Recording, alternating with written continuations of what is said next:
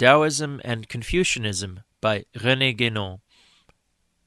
Ancient peoples, for the most part, bothered little about arranging their history according to a strict chronological order. Some even only made use of symbolic numbers, at any rate for the most distant epochs, which we would be seriously mistaken in accepting as dates in the ordinary and literal sense of that word. In this matter, however, the Chinese are a remarkable exception. They are perhaps the only people which has constantly, since the very origin of their tradition, taken care to date their annals by means of precise astronomical observations, giving the description of the state of the heavens at the moment when the events recorded took place.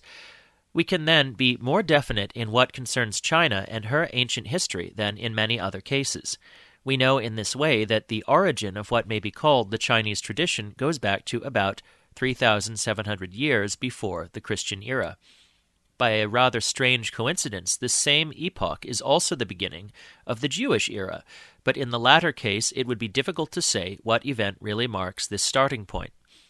However remote such an origin may appear when one compares it with that of the Greco-Roman civilization and with the dates of so-called classical antiquity, it is in fact still fairly recent. What was the state of the yellow race, which then probably inhabited certain regions of Central Asia before that time? In the absence of sufficiently explicit data, it is impossible to say exactly, but it would seem that this race had been going through a period of obscurity, whose length we cannot estimate, and that it was roused from this sleep at a time which is also notable for important changes affecting other parts of mankind. Thus it is that what appears as a beginning was really the revival of a much earlier tradition which had to be put in another form so as to fit new conditions. However that may have been, the history of China, or of what is today so named, only begins with Fushi, who is regarded as its first emperor, and it must be added at once that the name of Fushi, to which is attributed the whole body of sciences that make up the very essence of the Chinese tradition, is used in reality to designate a whole period extending over several centuries. To fix the principles of the tradition, Fushi made use of linear symbols, both as simple and as synthetic as possible, the continuous line and the broken line, signs of yang and yin respectively, that is, of the two principles, active and passive, which proceed from a sort of polarization of the supreme metaphysical unity and give birth to the whole of universal manifestation. From the combinations of these two signs, in all their possible arrangements, are formed the 8 Gua, or trigrams, which have always remained the fundamental symbols of the Far Eastern tradition. It is said that, before tracing the trigrams, Fushi looked at the heavens, then lowered his eyes to the earth, noticed their particulars, and considered the character of the human body and of all external things.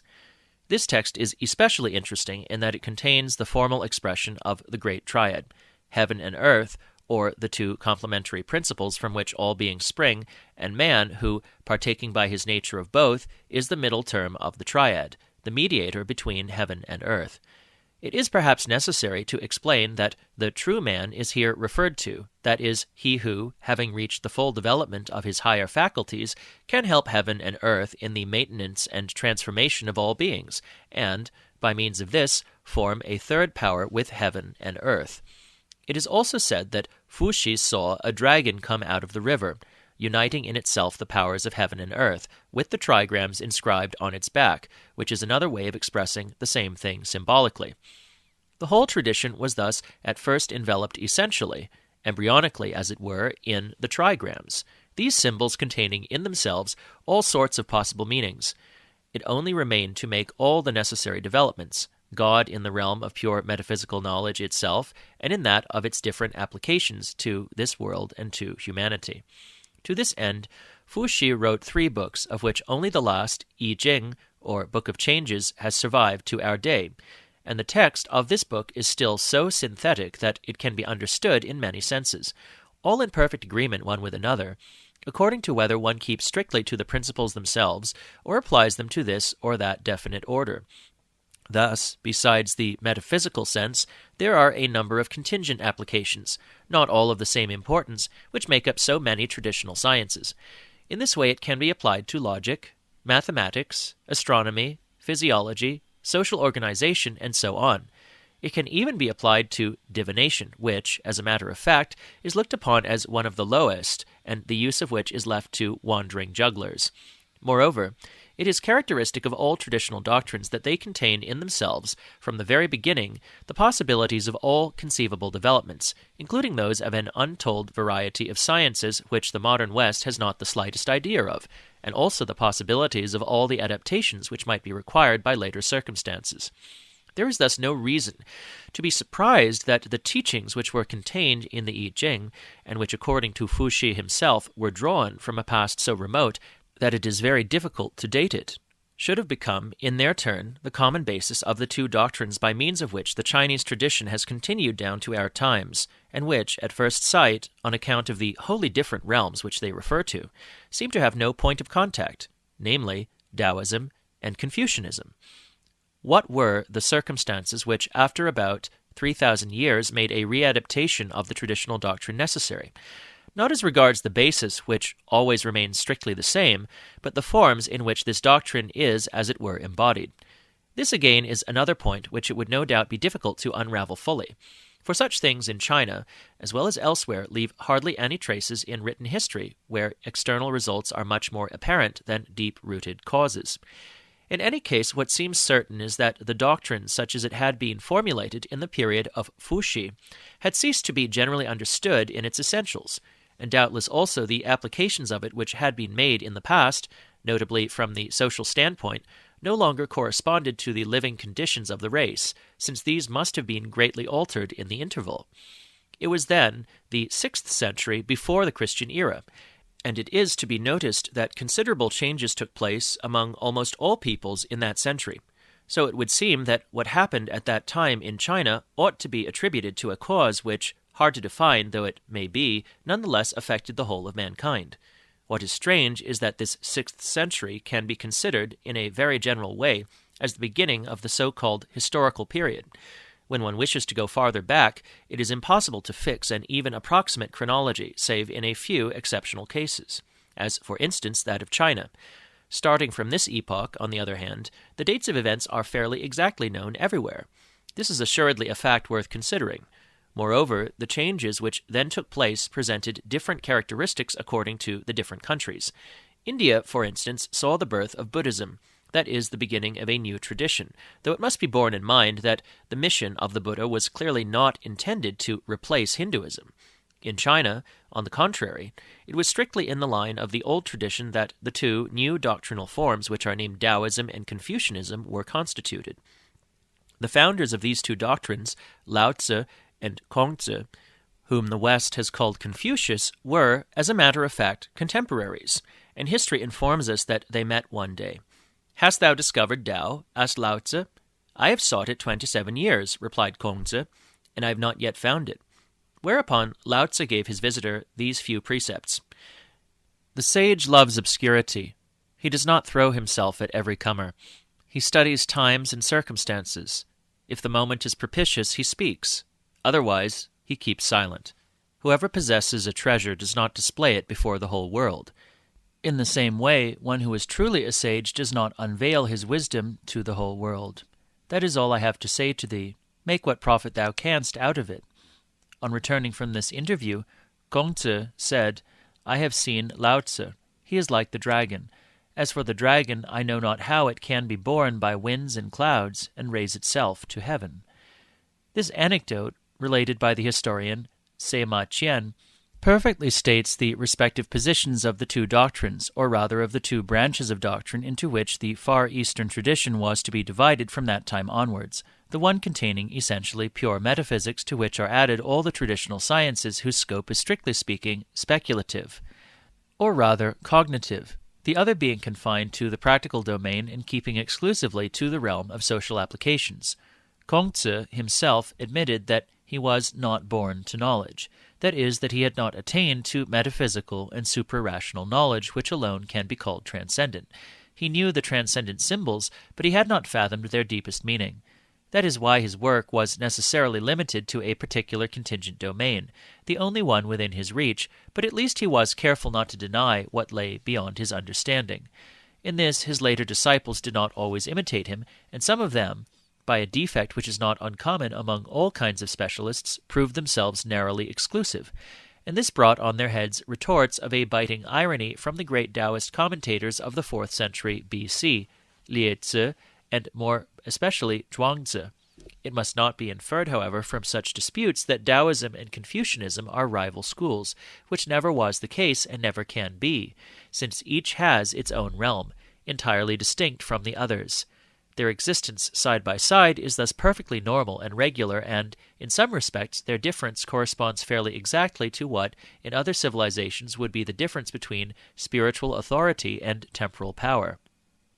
We have, moreover, already said that the two doctrines have a common root, namely, the earlier tradition. Kongzi never intended to expound conceptions of his own invention, any more than Lao Tzu did, since, for this very reason, they would have been stripped of all authority and all real import. "I am," said Kongzi, "a man who has loved the ancients and who has bent all his efforts towards acquiring their sciences." And this attitude, which is the very opposite of the individualism of modern Westerners and their pretensions to be original at all costs, is the only one compatible with the constitution of a traditional civilization. The word readaptation, which we have used before, is certainly the one which fits here, and the social institutions which resulted from it were endowed with a remarkable stability, since they have lasted 25 centuries and survived all the troubles that China has gone through until recently. I have no wish to speak further about these institutions, which are fairly well known in outline. I shall only mention that their essential characteristic is to take the family as a foundation, and to consider in much the same way the race itself, which is the whole body of families belonging to one and the same stem of origin. In fact, one of the special characteristics of the Chinese civilization is that it is based on the idea of race, and the solidarity which unites its members one with another, whereas other civilizations, which consist usually of men belonging to various races or to not clearly defined ones, rest on quite different principles of unity. Usually in the West, when one talks of China and its doctrine, one thinks almost exclusively of Confucianism. Moreover, this does not mean that it is always correctly interpreted, since some people claim to make a kind of Eastern positivism out of it, when in reality it is something quite different, firstly by reason of its traditional character, and also because, as we have said, it is an application of higher principles, whereas positivism implies, on the contrary, a negation of such principles. As for Taoism, it is usually passed by in silence, and many seem even to ignore its existence, or at any rate to believe that it has disappeared long ago, and that its only interest is historical or archaeological. We shall see the reason for this mistake in what follows. Lao Tzu only wrote one treatise, and an extremely concise one at that, the Tao Te Ching, or Book of the Way and of Righteousness.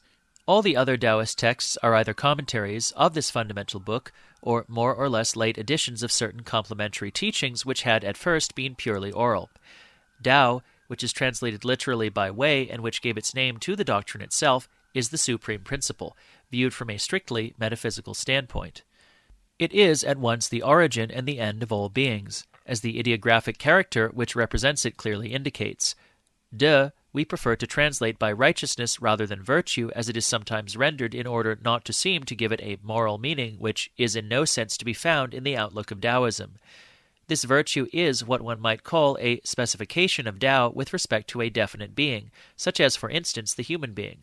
It is the direction which that being must follow in order that his existence, in the state in which he at present finds himself, may be according to the way, or, in other words, in conformity with the principle.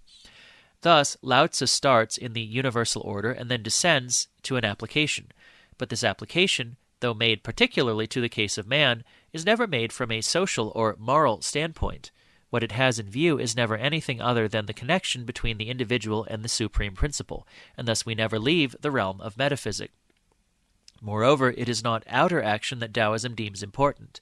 This in itself it looks upon as immaterial indeed, and it expressly teaches the doctrine of non-action, whose real meaning Westerners as a whole have some difficulty in grasping. It is true that they might have been helped in this by the Aristotelian theory of the motor immobilis, which is fundamentally the same in meaning, but they never seem to have considered all that is implied in it. Non-action is not inertia. On the contrary, it is the fullness of activity, but it is transcendent and purely inward activity, unmanifested, in union with the principle, and therefore above all the distinctions and appearances which are commonly mistaken for reality itself, although they are only more or less distant reflections of it. One should also note that Confucianism itself, though its standpoint is that of action, nevertheless talks of the unchanging middle, that is, of the state of perfect equilibrium, withdrawn from the incessant changes of the outward world. But in the case of Confucianism, it can only be the expression of a purely theoretic ideal, and in its contingent realm it can grasp no more than a mere reflection of true non-action, whereas Taoism is concerned with something quite different, namely with a fully effective realization of this transcendent state. Placed in the center of the cosmic wheel, the perfect sage moves it invisibly by his presence alone, without taking part in its motion, and untroubled by the need for any action whatsoever. His absolute detachment makes him master of all things, because he can no longer be affected by any. He hath attained such perfect impassibility. For him life and death are alike indifferent, and the upheaval of the world would move him not at all. By penetration he hath reached the immutable truth, the knowledge of the one universal principle. He letteth all the beings roll on according to their destinies, while himself he keepeth the immobile centre of all destinies. The outward sign of this inner state is imperturbability, not that of the warrior who, for love of glory, swoopeth down upon an army ranged in battle, but that of the spirit, superior to heaven, to earth, and to all beings, who dwelleth in a body for which he careth not, taking no account of the images perceived by his senses, and knowing all, in his immobile unity, by a knowledge all-embracing. This absolutely independent spirit is the master of men. If it pleased him to summon them all together, all would run to his bidding on the day appointed, but he careth not to be served. If a true sage, much despite himself, had to take charge of an empire, still keeping himself to non-action, he would make use of the leisures of his non-intervention by giving free rein to his natural bents. The empire would prosper for having been put in the hands of this man. Without bringing his faculties into play, without using his bodily senses, seated motionless, he would behold all with his transcendent eye. Absorbed in contemplation, he would shake all like thunder. The sky would conform obediently to the motions of his spirit. All beings would follow the impulse of his non-intervention, as dust follows the wind. Why should this man seek to guide the empire when letting it go on is enough? We've insisted especially on this doctrine of non-action, for besides the fact that it is one of the most important and most characteristic aspects of Taoism, there are more particular reasons which will be better understood from what follows. One question, however, arises. How can one attain to the state of the perfect sage thus described? Here, as in all analogous doctrines which are to be found in other civilizations, the answer is very plain. One attains to it by knowledge exclusively. But this knowledge, the very one Kongzi admitted not having obtained, is of an order quite different from that of ordinary or profane knowledge, and has no connection whatsoever with the outer learning of the literati, and even less so with science as it is understood by modern Westerners. These different kinds of knowledge are not incompatible, though ordinary science, by reason of the limitations which it imposes and of the mental habits which it leads to, may often be a hindrance to the acquiring of true knowledge. But whosoever possesses the latter will, of course, count as negligible the relative and contingent speculations in which the majority of mankind delight, the detailed analyses and researches in which they involve themselves, and the many divergent opinions which are the inevitable consequence. Philosophers lose themselves in their speculations, sophists in their distinctions, investigators in their researches. All these men are caught within the limits of space and blinded by particular beings. The sage, on the other hand, has passed beyond all the distinctions inherent in the more outward point of view. In the central point where he keeps himself, all opposition has disappeared, having been resolved into perfect equilibrium. In the primordial state, oppositions existed not. They all came from the diversity of beings and from their contacts caused by the universal gyration. They would cease if difference and motion ceased. They cease at once to affect the being that hath reduced his distinct individuality and his particular motion to almost nothing.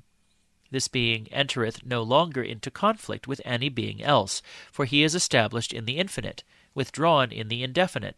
He hath reached the point from which start all transformations, wherein are no conflicts, and there he abideth. By concentrating his nature, by nourishing his vital spirit, by bringing together all his powers, he is united to the principle of all births. Inasmuch as his nature is whole, and his vital spirit intact, no being can harm him. It is for this reason, and not from any kind of skepticism which is obviously excluded by the degree of knowledge he has attained, that the sage keeps himself wholly outside all discussions which agitate the common man. For him, in fact, all contrary opinions are alike worthless, because, by very reason of their opposition, they are all equally relative. His own standpoint is a point where this and that, yes and no, seem still to be undistinguished. This point is the hinge of the universal law.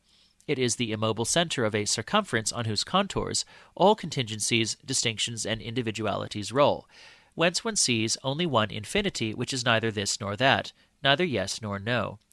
To see everything in as yet undifferentiated primordial unity, or from such a distance that all dissolves into one, is true intelligence.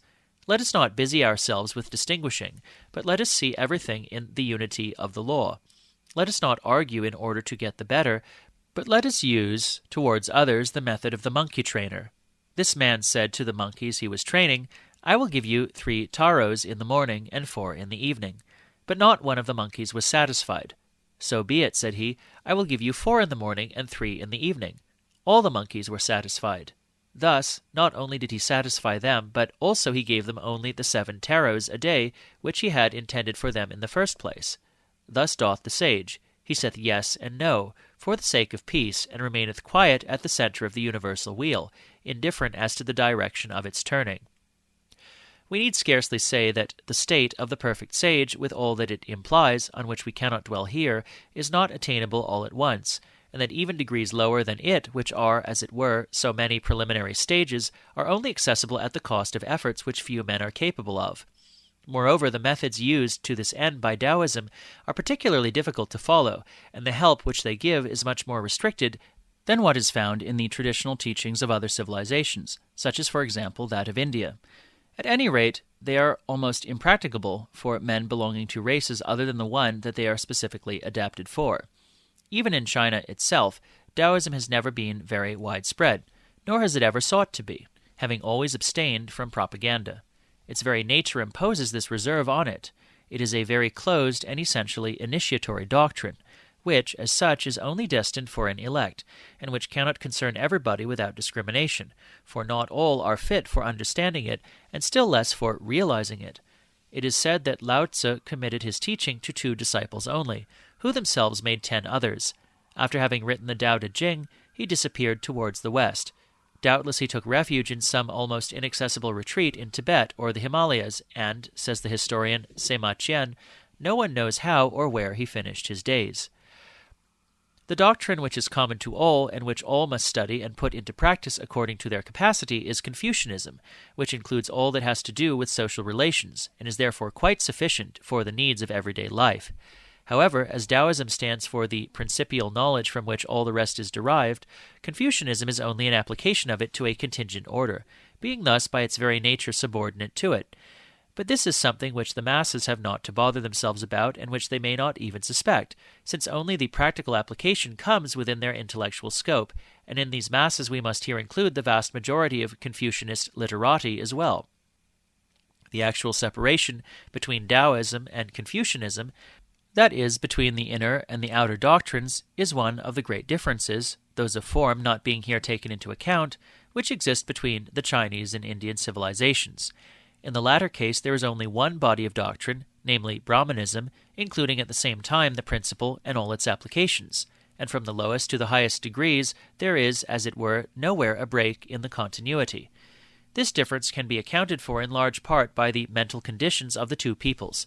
However, it is probable that the continuity which has been maintained in India, and doubtless in India only, did exist in former times in China, from the epoch of Fushi till that of Lao Tzu and Kongzi. One sees now why Taoism is so little known to Westerners. It is not on the surface like Confucianism, whose influence is noticeable in all the circumstances of social life. It is the exclusive heritage of an elect, perhaps fewer in number today than it has ever been, which does not in any way seek to communicate to outsiders the doctrine whose guardian it is. Lastly, its very standpoint, its mode of expression, and its methods of teaching are as remote as possible from the outlook of the modern West. Some, while knowing of the existence of Taoism and admitting that it is still alive, imagine that because of its closed character, its influence on the Chinese civilization is almost negligible, if not non-existent. This again is a grave mistake, and it remains for us now to explain, as far as possible, what is the truth of the matter. If we look back to the few texts which we have quoted in reference to non-action, we shall understand without too much difficulty, at least in principle, if not in all the modalities of its application, what the role of Taoism is. It is one of an invisible direction, dominating events instead of taking direct part in them, and in this way it is all the more effective in dealing with outward movements for not having visibly shared in them. Taoism fulfills, as we have said, the function of the motor immobilis. It does not seek to meddle with action. In fact, it is utterly unconcerned with it, insofar as it only sees in it a merely momentary and transitory modification, an infinitesimal element of the current of forms, a point on the circumference of the cosmic wheel.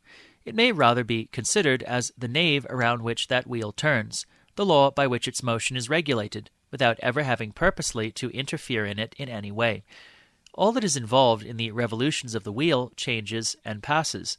Alone remains what, being united to the principle, keeps invariably to the center, immovable like the principle itself, and the center, which nothing can affect in its undifferentiated unity, is the starting point of the indefinite multitude of modifications which go to make up universal manifestation.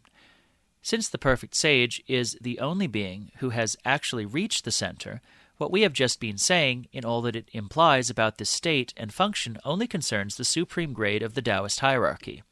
The other degrees are, as it were, intermediary between the center and the outside world, and as the spokes of a wheel start from the nave and join it to the circumference, so, without any discontinuity, they assure the transmission of the influence emanating from the unchanging point where the actionless activity resides.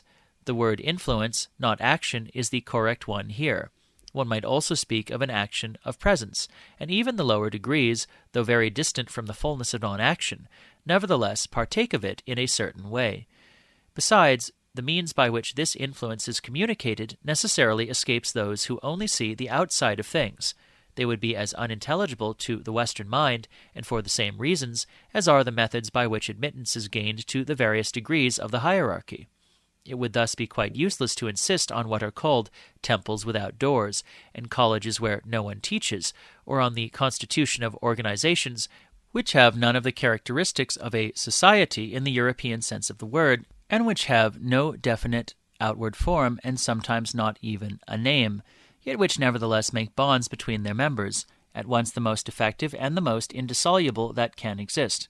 All this would mean nothing to the imagination of a Westerner, since nothing that he is familiar with can give him any real term for comparison.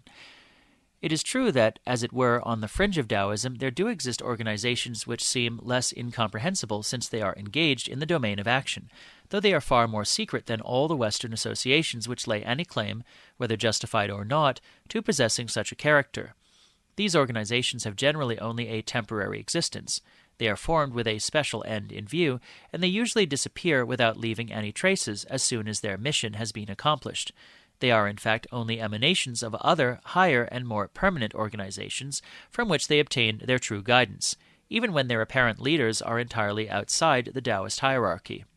Some of these which have played a considerable role in the fairly distant past have left memories in the mind of the people, and these are expressed in legendary form. Thus we have heard it narrated that formerly the masters of such and such a secret organization would take a handful of pins and throw them on the ground, and that as many armed soldiers sprang up as there were pins. It is exactly the same story as Cadmus and the serpent's teeth, and these stories, which the common people are only wrong in taking literally, have a very real symbolic value under their ingenuous outside. It can even happen that in many cases the associations in question, or at least the most outward of them, are in opposition or even fighting one against another. On this account, superficial observers will be sure to object to what we have said and to conclude that in such conditions unity of guidance cannot exist. These persons will have forgotten only one thing, and that is that the guidance in question is above the opposition which they point to, and not in the realm where this opposition takes place and where alone it can have any weight. If we had to reply to such objections, we would merely quote the Taoist teaching of the equivalence of yes and no in the primordial indistinction, and as for putting this teaching into practice, we would refer them to the fable of the monkey trainer. We think we have said enough to show that the real influence of Taoism can be extremely important while always remaining hidden and invisible. It is not only in China that things of this sort exist, but they seem to be more constantly made use of there than anywhere else. Thus it is that those who have any knowledge of the part played by this traditional organization are necessarily suspicious of appearances and extremely reserved in sizing up events such as those which are actually taking place in the Far East, and which one too often judges as one might judge similar events in the Western world, thus putting them under a completely false light. The Chinese civilization has weathered many other crises in the past, and it has always finally found its balance again. In fact, there is nothing to indicate that the present crisis is any more serious than preceding ones, and, even admitting this, that would still be no reason for supposing that it must necessarily penetrate to that which is deepest and most essential in the tradition of the race, and which a very small number of men would be enough to preserve intact in a period of trouble, because things of this kind do not rely on the brute force of the many. Confucianism, which only represents the outside of the tradition, might well disappear if social conditions so changed as to require the constitution of an entirely new form, but Taoism is beyond such contingencies. Let us not forget that the sage, according to the Taoist teachings which we have recorded, remaineth at rest in the center of the cosmic wheel, whatever may be the circumstances, and that even the upheaval of the universe would cause him no emotion.